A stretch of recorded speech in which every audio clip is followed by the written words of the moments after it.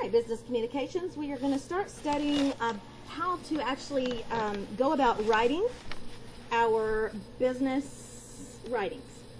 So there is a process that the book tells us that we need to do, and the purpose of this process is so that we can have an audience-centered writing that's purposeful, persuasive, and of course economical.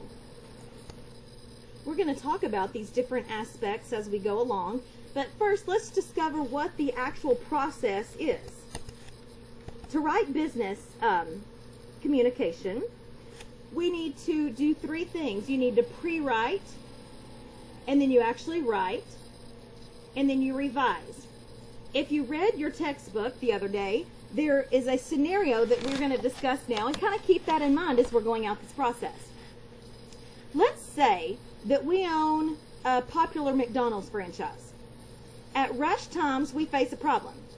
Customers are complaining about the multiple waiting lines, and so we have had people nearly getting fights trying to cut in the line. Customers are so looking for ways to improve their positions in line that they fail to examine the menu, so they don't know what they want when they get up there, and so we're running past time on our delivery times on these orders. So we think that a single line system would work better for us, like a serpentine, almost like when you're getting on a ride at an amusement park. Okay, that's what we think. We could telephone the other owners, and get them to go along with us. But we really want to present this serious argument with good points that they're going to be remembered. So we want it to be in writing somehow. So maybe we decide to write an email. Or do we need to send a formal letter? Okay, think about these different things in this scenario in particular when we're going throughout this process. Okay, the very first process that we're talking about is pre-writing. Okay, pre-writing is the very first stage in our writing process. It involves analyzing the audience and analyzing your purpose. Okay, in our letter that we're going to write to McDonald's, we have an audience of the other franchise owners. Okay, the purpose is to persuade them of a policy that would improve our customer service. Okay, pre-writing also encourages or entails anticipating. Okay, so we're anticipating how our audience is going to react to the message. We're sure that some owners are going to agree with you, but others might see a long single line and go away from that. So we're anticipating the response that we're going to get. And then finally, adapting. We're adapting our message to the audience. We're going to try to use the exact words that we need and the right tone so we can win their approval. Okay, the second step in our writing process is the actual writing. So it involves researching, organizing, and composing the message. Okay, in the first stage, the researching stage, let's think about our McDonald's letter. We're going to research and investigate some other businesses that use these single line. We might check our competitors, what are Wendy's and Burger King doing. Okay, we might do some calling to see if other franchise owners are having this chaotic line situation as well. So before writing to the entire group, we might brainstorm a few other owners just to see what ideas they have. So that's all in the researching process. Finally, we organize. Okay, we're organizing our information. So once we've had enough information done in the research stage, then we're going to organize it. Should we start out by offering our solution, or do we need to start and work up to it slowly, like being very visual and detail-oriented, describing the problem, the chaotic, the hectic scenario that we have going on during our lunch hours, and then finally fill into that. And then finally, we've got our composing. Okay, this is naturally the writing process, okay, that we're actually doing. We're probably going to do it at a computer so that you can make revisions easily, which is the good thing about having word processors. All right, the last stage is revising. All right, the third stage of the process involves revising, proofreading, and evaluating our letter. So let's think. After we write our first draft, we're going to spend a lot of time revising for maybe clarity and conciseness. And we're going to evaluate our tone and how it reads, our readability. Maybe could parts of our letter be rearranged to make a point more effectively? This is when you're going to look at those ways to improve the sound of your message. All right? You're going to spend some time proofreading it carefully to make sure that spelling and grammar and punctuation and format are correct. And finally, evaluating. You're going to evaluate the actual message to make sure that it will accomplish your goal. Okay. Although the process seems like it would just go in a smooth line, it's not going to always be linear. Okay? Sometimes you have to circle back around and repeat an earlier step. Here's the estimated times. I was going to say actual, but estimated times that you'll spend on each phase. In the pre-writing, you're going to spend about 25%. This is where you're researching and planning and worrying, okay? On the actual writing, you're going to spend another 25%. This is the organization of your information and composing. And finally, the most effort that you're going to put into your writing is in revising. Okay, this is about, I think your book said 45% revising and 5% proofreading. So you're going to go over it and make important decisions like, do I come across sounding snotty? Or do I come across sounding like I'm the boss? Or does it have enough authority but I still seem kind and open? You know, you're going to evaluate the tone, you're going to evaluate your audience, and then you're going to evaluate your, finally, your proofreading, your small grammar and spelling issues. At some of the issues that we just said, one thing you're going to have to do is identify your purpose. Okay? So there's two questions you need to ask. Why am I sending this message? And what do I hope to achieve? Okay? Your responses to these questions are pretty much how you're going to organize and present your information.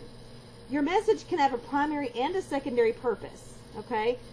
Maybe for the work you do in my class, the primary purpose is for the grade, to complete the assignment. The secondary purpose might be to actually persuade me of something, or maybe you're going to further adapt that for a later journal article or something you're doing for another class. So why am I sending this message, and what do I hope to achieve? If you don't know that, you need to go way back to step number 1 and think about what you're trying to accomplish. The next thing you need to think about is, now that I've got my purpose and I know the ending goal that I want from my communication, I need to select a channel. What channel am I going to use?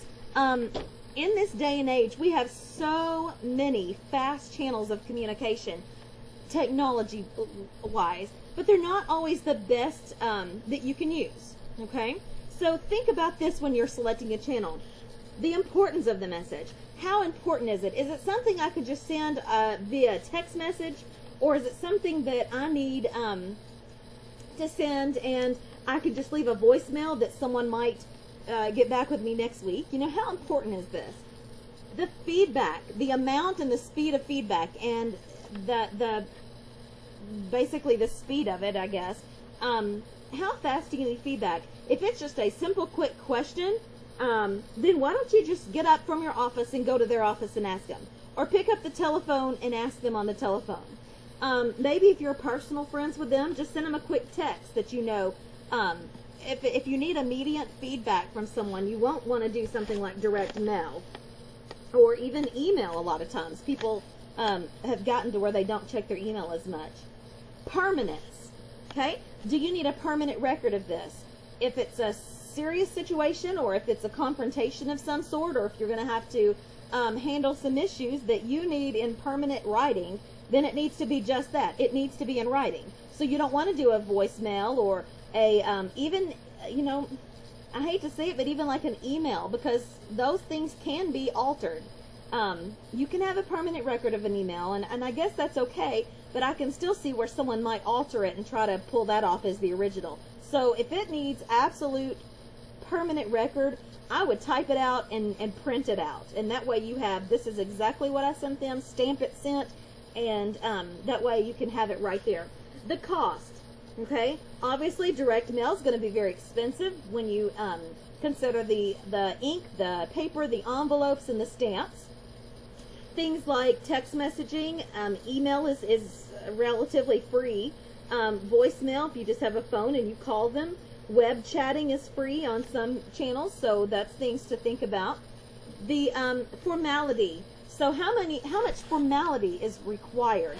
If you're going to send me something, I would say it doesn't have to be very formal. A lot of people have my cell phone and they just send me a quick text, even students. So I don't think that formality is an issue there. But if you're going to contact someone like Miss Hurst or Mr. Sutton, if you're going to contact the superintendent or the principal or your work boss, okay, then these things might need to be a little more than a text message. It might need to be a formal email or even a live conversation with them. Finally, the confidentiality and maybe the sensitivity of the material. If it's something that's very confident, don't put it on the internet. How many times do we have to say that? If you don't want someone else reading it, if you don't want everybody else reading it, don't put it on the internet. So do not send an email or even a text message. If the situation is very confidential, you might need to go to them personally or at least make a phone call. Everything else is going to have a record of it and it can get out in the public. Speaking of these channels, I tend to like psychology. There is a theory out there that's called the media richness theory, if I can say that right. Media richness theory. It describes to what extent the channel recreates or represents all the information. The richer the channel, like the channels we talked about earlier, the richer the channel, such as face-to-face conversation, it permits more interactivity and feedback. Instead of media richness, think of media depth. So how deep is that channel? Obviously, a face-to-face, you're going to get to see the person's expressions, their hand gestures. You're going to get a lot of information from that conversation, more than you would just the words. And so face-to-face is very a rich channel or media, okay? A very thin or lean medium might be just a report that you throw out there to somebody. That's very flat, one-dimensional. It's not going to have a lot of narrative in it, so it's not going to tell your voice or persuasive, or they're not going to get to know your feelings or see your expressions when you're giving that. So the richer the material, the richer, it's going to enable the sender to provide more visual cues. And you can kind of personalize the message to the audience. And we'll talk about that in just a minute. Like I said, there is such a push now for faster channels. In the past, business messages were delivered by hard copy memos. Okay, response would take a couple of days. Well, you know what? That's too slow today. We don't want to wait a couple of days. We want answers, and we want answers now. Okay, so mobile phones, instant messaging, faxes, website, email, they deliver much faster response than do other traditional channels of communication, making them very important in today's society. Okay, now we're going to take a look at a few of the channels that are available. You saw some on the previous slide. Let me just pull that up. You saw some of the main ones here in that circle that we looked at. But now we're going to take a look at a lot of different kinds of channels. Let's start looking at them. Okay, the first of these is a blog. Okay? A blog is mainly for when you just want one person presenting digital information that's easily available to others. Okay, this is why you have people that have certain interest in celebrities or certain interest in recipes or how to parent. You've got these experts, or they think they're experts, on a certain topic, and they will just throw all their information out there in a blog. They'll just write it down as quick as they can. There's not really a two-way conversation going on, okay? That is a communication channel you can choose from, though. Another option for a communication channel is an email. Okay, this is when you need feedback, but maybe not immediately, okay? Now, I will say that it's not secured. We already talked about that. Things you put on the internet are not necessarily private. So if it's something that's personal or private or even emotional, you might not get that across well in email, and it might go to people that you don't want to see it. Okay, next we've got face-to-face conversation. Okay, This is when you need that richness. You need an interactive. It's very, very useful for persuasive and personal messages, but it's especially important or ethical, I guess, or moral, to use this for bad news. Okay, so if you have to deliver bad news to someone, please don't send a message by text. You know, you would not want, and I don't know how you all do it now, but you know, when I was growing up, you didn't break up with someone in a letter. Or, you know, nowadays I would hope you wouldn't break up someone on a text or an email. You would do that in person. That's just out of kindness and sensitivity. Face-to-face group meetings, like we've got pictured over here, when group decisions and maybe unity or consistency is important. Or maybe, you know, you need to get some immediate feedback. If you are trying to distribute information to a group, don't do it on in a group meeting. Make it permanent by sending it out on an email or something. But distributing a lot of information in person, not the greatest idea. Now we have the good old fax machines. Okay, this is if your message would need to cross over some time zones or maybe even international borders. When a written message is important or when speed is important. We still use lots of faxes today. Instant messaging. Instant messaging can be used when you need like a real quick response for someone who's also online. Okay, this is really good for fast answers in real time or customer service chats. A lot of company websites now, business websites, are doing this whole live chat. I use this quite a lot anytime I can because I know that the person is right there. I can get my point across through simple messages. I don't have to be on the phone, so it can be private. And I get answers right then. If I need technical help on something or just to check on the status of an order of something, that's a wonderful tool. Okay, we also still have letters today. This is when a written record needs to be kept, or maybe a formality is required. Especially with customers, it's really good and useful. The government, suppliers, anybody that's outside your organization, these letters are still the main course of communication in a business. Okay, a memo. A memo is a very small letter. Okay, it's a little more informal than a letter. It's when you want a written record of something, maybe if you just need to discuss some procedures or remind someone of a new policy. That would be, the message probably needs to be at least 4 sentences long, but then again, it's just short so you can send it out very quickly. A phone call. A phone call is useful when you need to deliver information or gather information really quickly. When nonverbal cues aren't important at all, and when you can't meet the person can't meet the other party in person. Okay, we've got reports or proposals. This is when you are delivering a considerable amount of data. It can be internal data or external data, in company or out of company, but this is what you would use if you have a lot of information to convey. Okay, text messaging. Okay, text messaging is used when you need to connect with someone on a smartphone, but not necessarily real time. Okay, it's useful for brief messages that you don't want to send a call. Maybe it's discreet and you don't want to talk about it in front of your coworkers, or if it's just a personal message.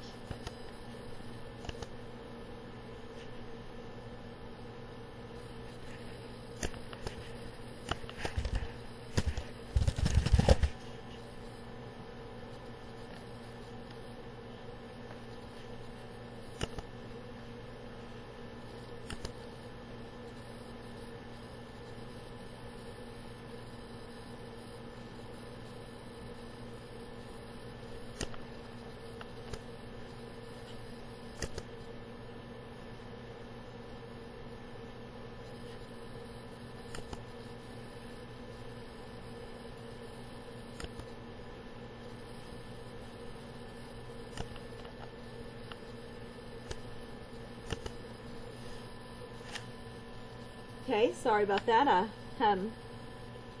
didn't have that on all the way on pause there. Okay, you can also leave a voicemail.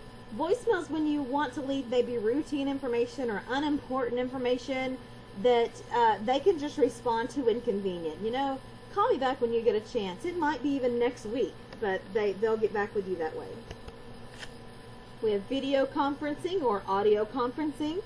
This is when group interaction are important, but maybe the members are geographically separated. So you could be having a conversation right there and on video with someone across the country or internationally.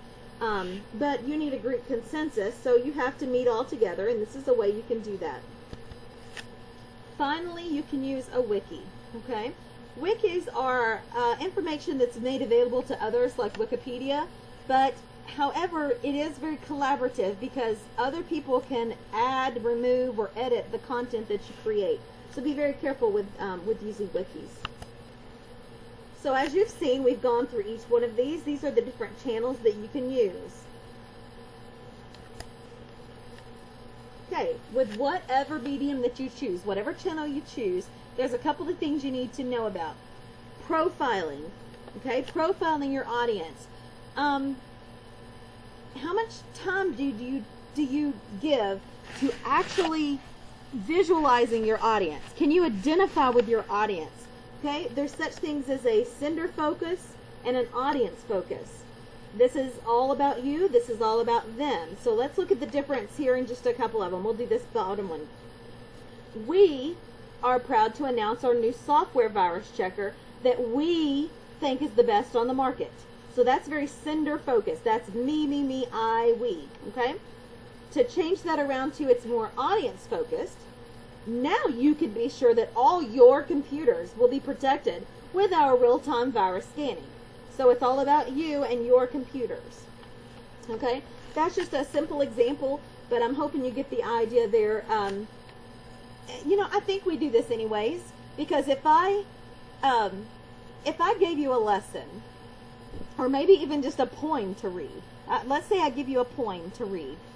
I set you in front of the faculty, and you're to read this poem, and you do that. And then I set you in front of your classmates and give you the poem to read, and you do that. And then I bring in your family members and your best friends, and I tell you to read the poem, and you do that. And then I take you down to the elementary school, and I give you the kindergarten or first graders, and I tell you to sit there and read that poem to them. I think it's just inherited. I think we all know this, that you would read that poem differently with whatever group you're speaking with. This is the same thing. Can you identify your audience, visualize them, and tailor the message to be more focused on them? Okay, this is another example. I need your student account number before I can do anything. I need it before I can do anything. Changing it to the audience. Would you mind giving me your account number so that I can locate your records and help you solve this problem? You see how that's all about you. I would love to help you, but would you mind giving me your information so I can help you? You know, I need your account number before I can do anything for you. Okay? What about this one? We have shipped your order by UPS, and we are sure it'll arrive in time for your sales promotion December 1st. Or, your order will be delivered by UPS in time for your sales promotion December 1st. See, you get the point. Okay, here's just some skillful writing tips, and we're going to end with just a couple of these slides that go over these. The first tip is be conversational, but be professional. Okay, so let's talk about some unprofessional versus professional. Let's read a couple of these. Unprofessional. Okay, look, dude, this report is totally bogus. Does anybody talk like that anymore, by the way? And the figures don't look good, don't look kosher. Show me some real stats. Got sources? Really? That's extremely unprofessional. Look at the top one. Hey, boss, great news. Firewall now installed.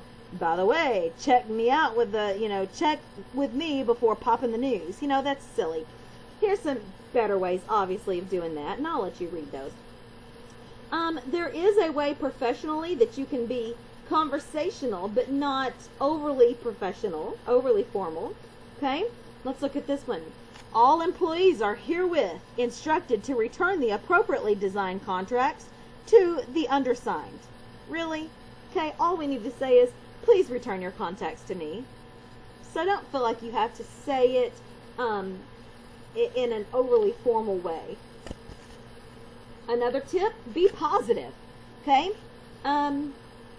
This plan cannot succeed if we don't obtain management approval. Okay? See, it's very negative. Cannot. Don't. Okay? This plan can succeed if we obtain management approval. Okay? You cannot park in lot H until April 1st. Very negative. You may park in lot H starting April 1st. You won't be sorry that. You will be happy that. Be courteous. Okay? Here's some less courteous and more courteous things. Am I the only one who could read this operating manual? Really? You don't want to send that out. Okay? You should organize a carpool in this department. This is the third time I've written. Can't you people get anything right? That's not courteous. Come on. Okay? Please credit my account for $40. My latest statement shows that there's an error noted in my letter of May 15th. It's not yet been corrected. We can do that. Very important in today's workspace to be bias-free. Okay? Let's look at being gender biased. It's a female doctor, a woman attorney, a cleaning woman. Okay? No, it's just a doctor, an attorney, or a cleaning person, or a cleaner. Okay? Don't say, I had a female doctor, or I had a woman attorney, a woman lawyer. Okay? I'm going to go up and talk to the office girls. No, I'm going to go talk to the office workers. Okay? This one's used a lot. Did you go to the doctor? What did he say? No. Did you see the doctors? What did they say? Unless you know the person is a he, then that's a different story. I get this quite a lot. My mother is actually a senior pastor. They will say, who is your pastor? What is his name? Or, the pastors and their wives. No, in my case, in my church, it's the pastor and her husband. Or we just say the pastor and the pastor's spouse. More examples of gender bias, and I think we've got this here. Executives and their wives. No, not at all. Executives and their spouses. Okay? You assume that a teacher is a she. I met with a teacher. What did she say? No. It could be a man. A foreman, a flagman, or a workman. Okay? A businessman or a salesman. Okay? Each employee had his picture taken. Okay? Those are all gender biased, and we need to avoid those and be as neutral as possible. Some other ways that we can be biased. Racially or ethnically biased. An Indian accountant was hired. Or James Lee, an African American, applied. No, we can't do that. And you can get in very much trouble for doing that, by the way. So just take those racially or ethnically biased words out of there. What about age? The law applied to old people. Let's just make it the law applied to people over 65. You be specific there.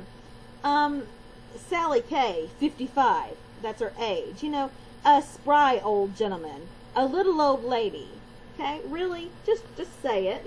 Don't put those descriptive terms in there that are a little bit degrading. Disability based. She was confined to a wheelchair. That's very inappropriate. She uses a wheelchair. Okay? Afflicted by arthritis, suffering from arthritis, crippled by arthritis. No, you have arthritis. Don't make it any worse than what it has to be. Okay? Use plain language. This goes back to that. You don't have to be overly formal or, too fancy. Use familiar words, or you're just going to confuse people. Things like terminate. Just say end. Okay? Materialize. Things materialize. It's not that it just appeared.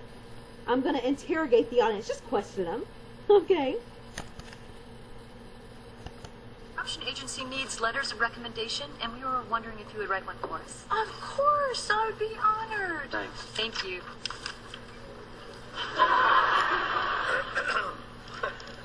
I think there's been an oversight. Sure, we would have asked you. We just thought you wouldn't be interested. Yeah, it's just that we don't think of you as really being so much with the words. Wait, oh, hey. Clearly, we were wrong. Look, I got a lot of nice stuff to say about you guys, okay? And I know how much you want to have a baby, and I would love to help you get one. You know what? Then Joey, we want you to do it.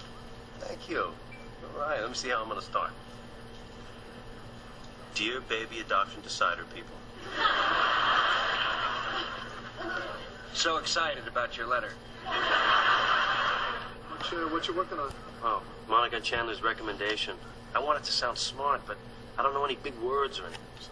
Well, why don't you use your thesaurus? What'd I just say? Watch. Here, you highlight the word you want to change, go under Tools, and the thesaurus gives a whole list of choices. You can pick the word that sounds smartest. Oh my God, that's great. I'm smart. No, I'm brainy, bright, clever. I love this thing. Look out, ladies. Joey Tribbiani's got the whole package. Understand. Some of the words a little too sophisticated for you. It doesn't make any sense. Well, of course it does. It's smart. I used a thesaurus. On every word? Yep. Right. What was this sentence originally? Oh, they are warm, nice people with big hearts. And that became, they are humid, prepossessing Homo sapiens with full-sized aortic pumps. Yeah, and hey, I really mean it, dude. Right, Joey, I don't think we can use this. Why not? Well, because you signed it Baby Kangaroo Tribbiani.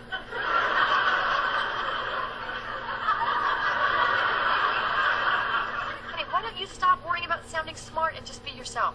You know what? You don't need a thesaurus. Just write from here. Your full-sized aortic pump. And finally, our last tip of the day is to be precise, be vigorous, okay?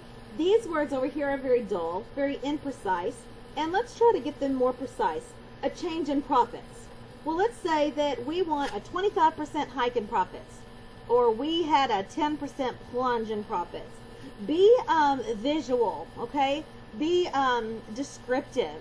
To say, okay? To promise, to confess, to understand, to think about, to probe, to examine, to diagnose. So be precise, be vigorous with your words, be vital, less dull, okay?